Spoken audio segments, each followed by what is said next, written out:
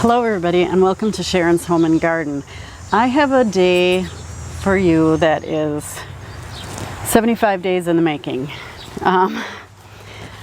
We're going to do a tomato taste test today.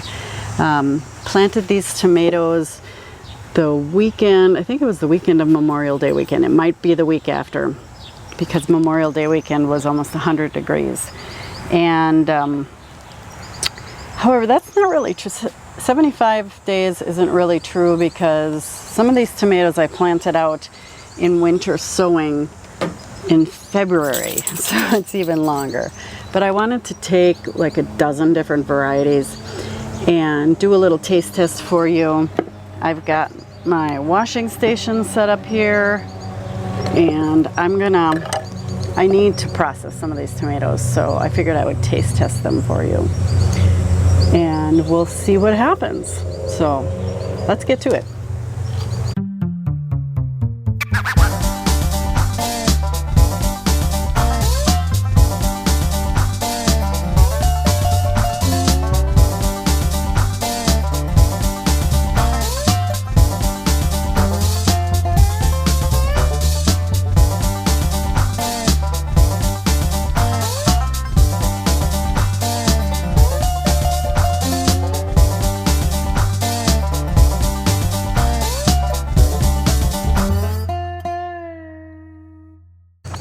So a lot of people will ask, what do you do with all those tomatoes?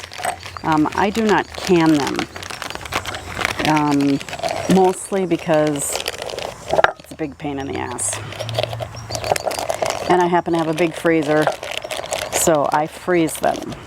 And what I do is I cut them up and put them in these quart freezer zipper bags, and then throw them in the freezer. And when I'm making tomato sauce or a stew or anything that requires diced tomatoes, I just take them out and put them in. I don't mind having the skins on them, so I don't really care that they have the skins on them, but this way I'm able to save quite a bit of the tomatoes. Now here, you can't really see this, but I've got a bowl with vinegar and water in it, and then I've got a regular rinsing bowl. One thing I did forget is a towel, so I'm going to be right back.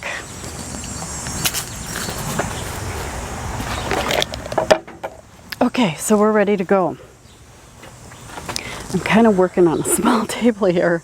I thought it would be nice if you could see these beautiful hydrangeas behind me. These are limelight hydrangeas. I got them from my son and daughter-in-law's wedding. They were in buckets and they were going to throw them away. And I'm like, don't throw them away. Look how beautiful they are. Oh, they smell so good. They smell so good. So, okay, concentrate. So I actually grabbed the seed packs for all these. And we'll start with this one.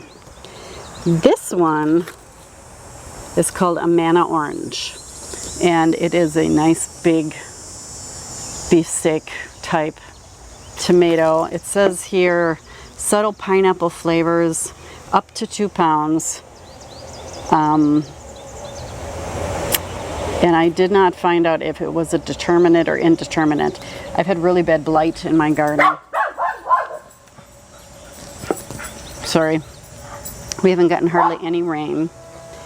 And when we do get rain, we get it in 2 or 3 inch increments. So it's like we'll go for weeks without rain and then it'll just dump on us. So I am going to, it's beautiful tomato inside.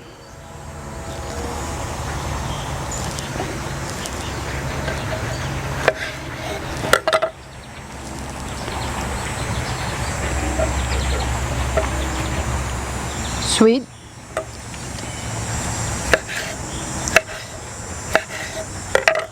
I don't get the pineapple. Good tomato flavor, but it's definitely not a red tomato flavor. It's very good. This plant was not a good producer, of course. None of my plants were good producers this year. But I got enough tomatoes. I still have tomatoes left over from last year. So that was yummy. That'll make a good sauce.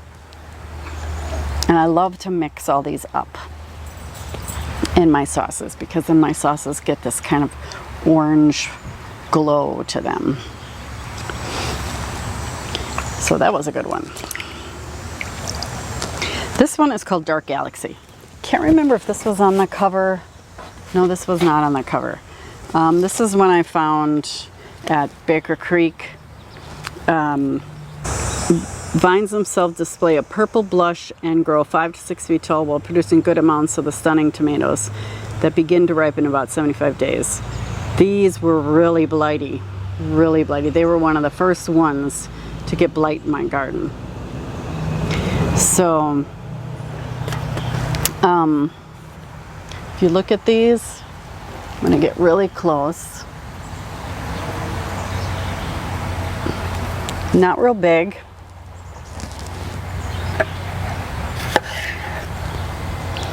I admit I've eaten one of these before.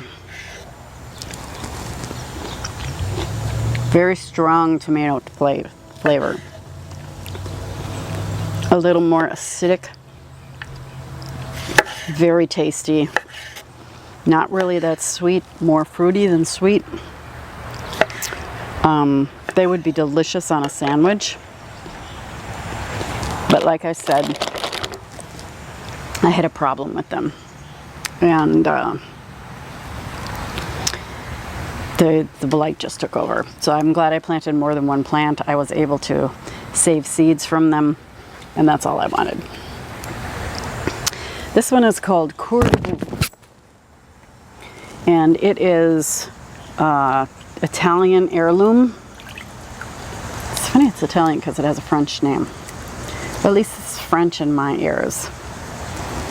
So this, I got one tomato off of it. One. And then I had to pull it because the plant had died. So it's a nice big paste tomato. It's beautiful.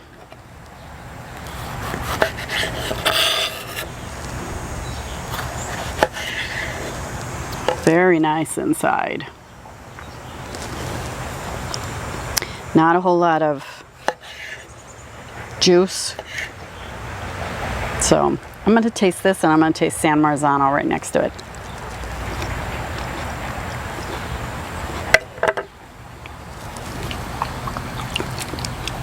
Very fruity. Not really tomatoey. This probably isn't fair because this one is getting a little dried. Whereas if you taste San Marzano,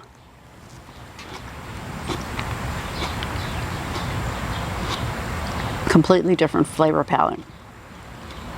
These taste a little watered down. These San Marzano. Let me grab one of these. All the dirt off of them.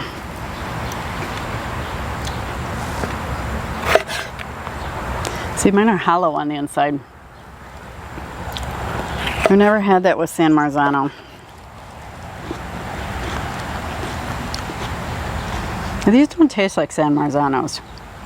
San Marzanos are really rich, tomatoey tomatoes. These are not.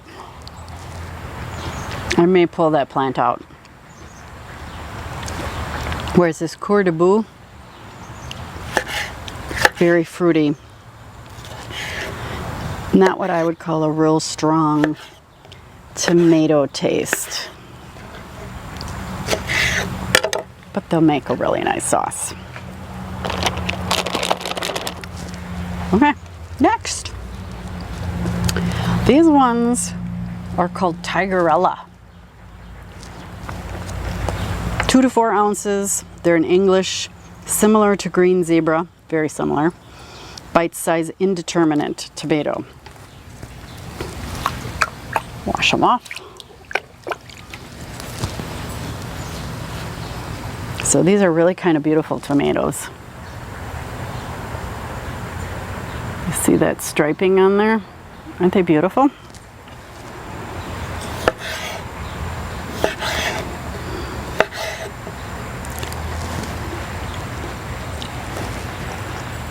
Wow. Flavor really hits you. You know how green zebras are very fruity? These are very fruity. They're delish. Okay, these ones I got from Pine Tree. They're called Polbig, P-O-L-B-I-G. They are an F1 hybrid. They are a Determinate. The packet says 75 days, but in my research, I found that they can go as quick as 56 days. A nice 3 to 6 ounce fruit. They're beautiful. They are completely blemish free. Look at that. Nice little tomato. They're producing quite a few.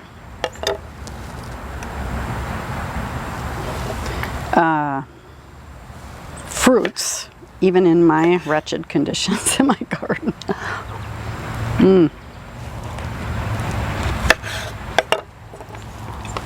These are more of a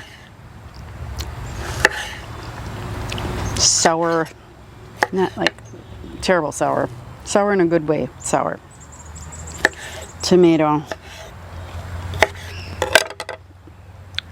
Good tomato flavor. They're very good. Very good. So this next one is called Bella Rosa. It is a hybrid. I got these a couple years ago. It's funny, I didn't get their catalog this year. I wonder why. This is a Determinate 10 to 12 ounce delicious tomatoes with bright red flesh. Expect high yields. Ha! Dude, I got one beautiful tomato. One.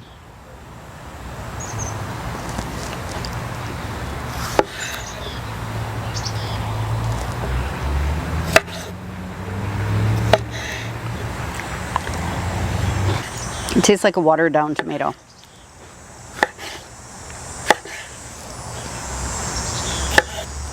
It's not too sweet, not too acidic.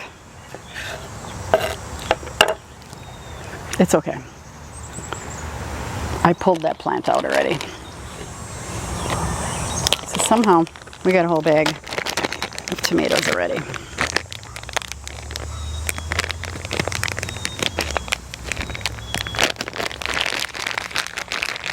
Again, this little one is a really good producer, even in my blighty conditions. It's called Oregon Spring. It is supposed to be an oval tomato, but it's not. It's like the perfect little tomato. It says you can plant outside 1 month before last frost date. Huh. But you have to protect it on frosty nights. It's a Determinate.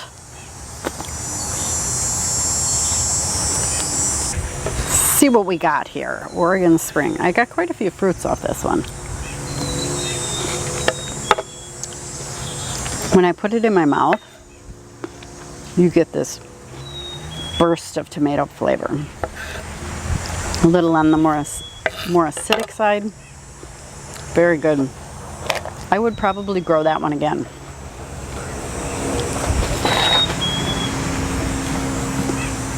I'm going to be taking notes, by the way, so I can remember this. Go back. Tough skins. Really tough skins. This one is so cool. It's called Garden Peach. It is South American. It has a fuzzy skin. It really does have a fuzzy skin. I don't think you can see it, but you can see it's not shiny. Like, look at this tomato. It's shiny. This is a matte tomato.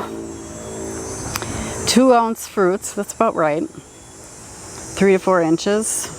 My hand is 4 inches wide. A little smaller than that. 71 days, indeterminate. It's producing quite a few fruits. Did I wash this? I don't remember. Even in My blighty garden.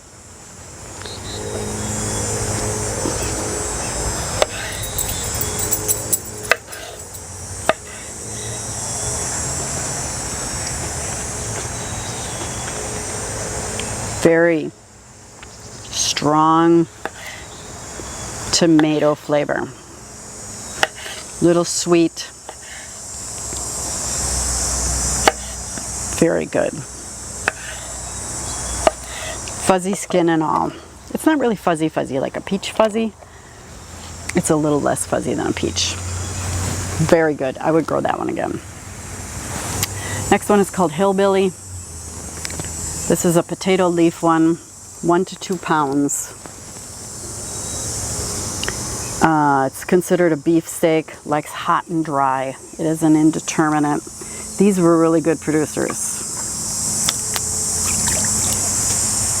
The Hillbillies. They really produced well.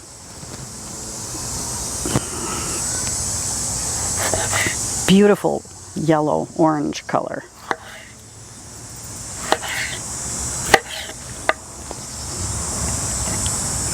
Tell this one's been sitting on my table for a while.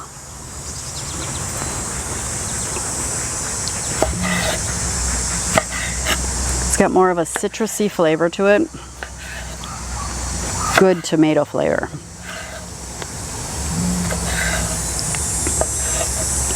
I would definitely grow these ones again.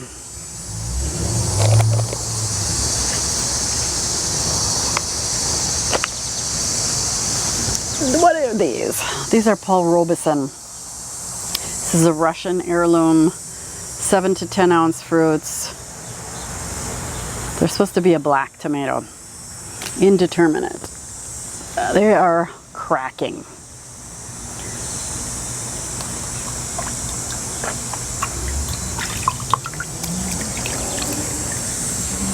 So they're a little bigger than 7 to 10 ounce. I should have a scale out here.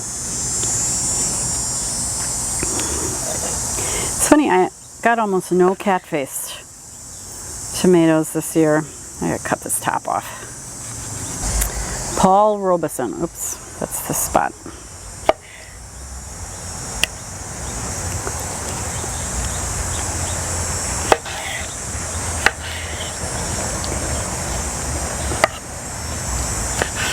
Very different.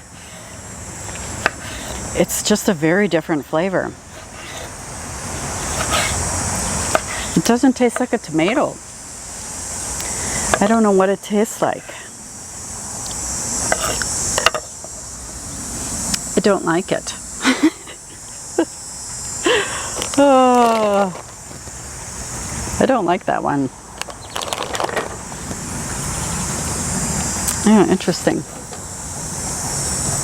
Okay, here's one that I would grow again. Actually, this one's could stand a little more ripening. Let me grab the other one. I have a lot of birds eating my tomatoes. Figured they need the water. I have a bird bath here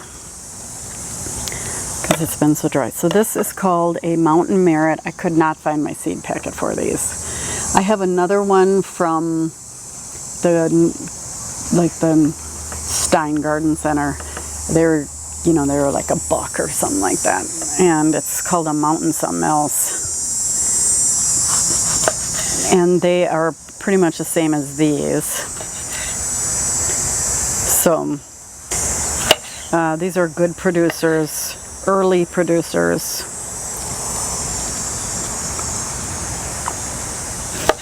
They are more citrusy. They're not really very, they don't have a real strong tomato taste. They're very fruity, which I suppose is what citrusy means.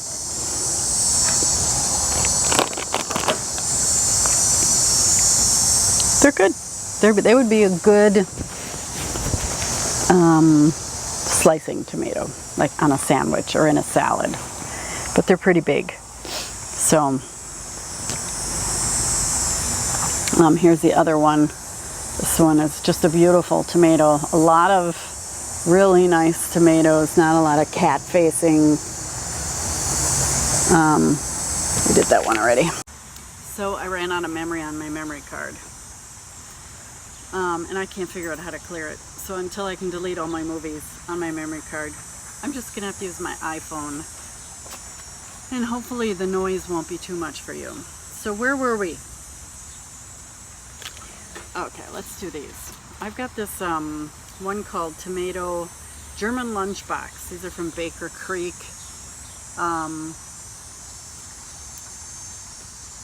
They feel ripe. They're supposed to be about the size of an egg. The ones on the package had green shoulders. These do not have green shoulders. So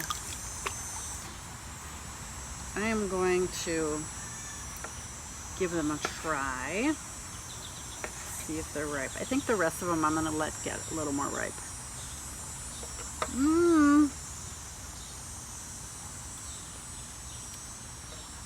These have a lot of flavor. Big pow of tomato flavor. Those are really good. I'm going to let them get a little riper. This one, oh, this poor tomato. And he's just, it's called Bradley. I don't even know. I'll taste him, but I don't think I'm going to save him.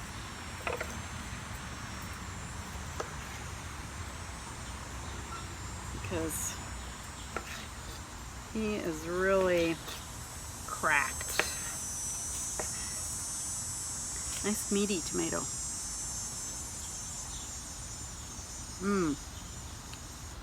That is good tomato.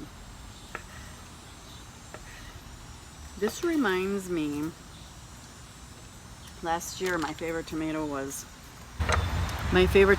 an Oxheart. This rivals the Oxheart. So we're almost done. I've got one more over here. This is Boxcar Willie.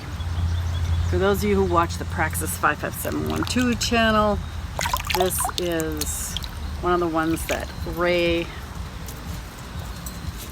grows all the time. Last year my Boxcar Willies were like 6 to 7 ounces.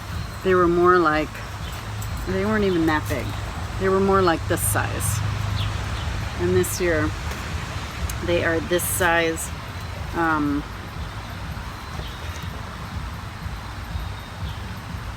Smell really good.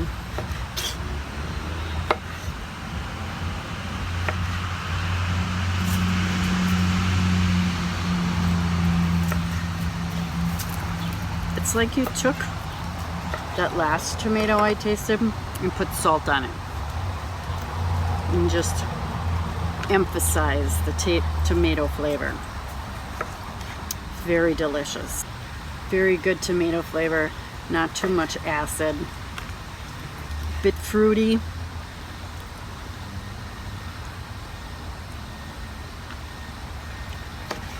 It's very good. Boxcar Willie gets an A+. This one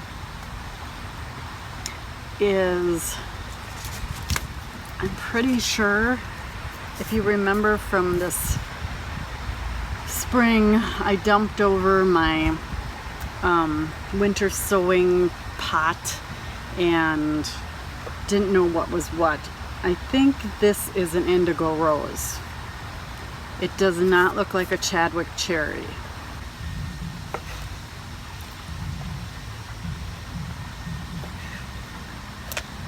It tastes like a cherry. It literally tastes like a cherry. Maybe these are Chadwick cherries. It doesn't taste like a tomato at all. Hold on a second. Here's another one. It tastes like a cherry. That's so bizarre. Maybe these are Chadwick cherries.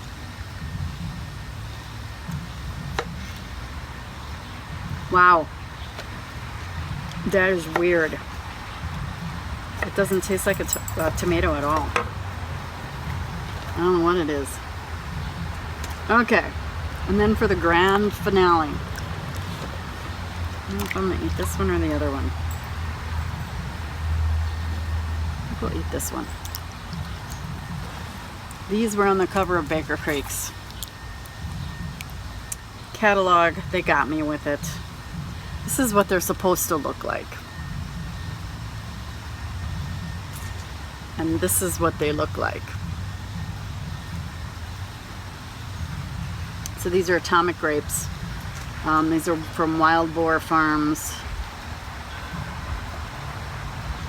It says olive green interiors blushed with red when dead ripe.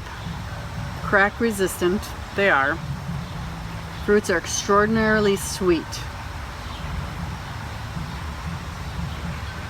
High productivity. They do have a lot of fruit on them. They have taken forever to ripen. Of course, just about everything in the garden this year. It's like the whole garden went dormant because it was so hot and dry. Very sweet. Very tomatoey. They're not as sweet as, I have a yellow little tiny cherry. Those are like candy. But they're still pretty good. Oh, I have one more. I think this is, no, I forgot the name of it.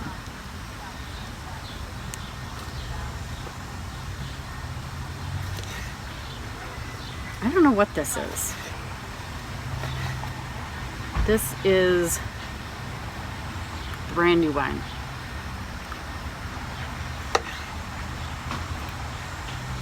It's very watered down, which this stuff can't be watered down because we haven't had any rain. So if they're watered down without any rain, they're really going to be watered down. So it's good flavor. It'd be good in salads. So that's it. That is my tomato tasting. I hope you enjoyed it. There's a couple I would grow again. I would grow the garden peach. I would try to grow the Courtabou. Even though I think the San Marzano is better, but for regular like tomato volume, because I like a challenge. What else? The Hillbilly was really good, if memory serves. The Pull Big was good. This Dark Galaxy, I saved seeds from these, so if I want to grow them again, I will. I do want to save seeds from the atomic grapes, but I want them to ripen a little bit more. So, and the Mountain Merit, those I would grow again as well. Oh, I have some kind of yellow grape here. I don't usually grow.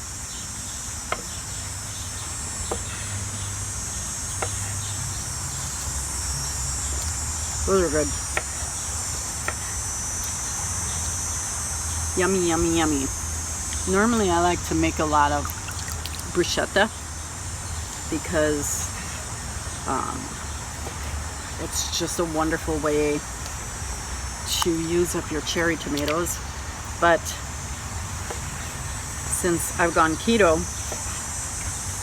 I don't eat bread, so I don't make it.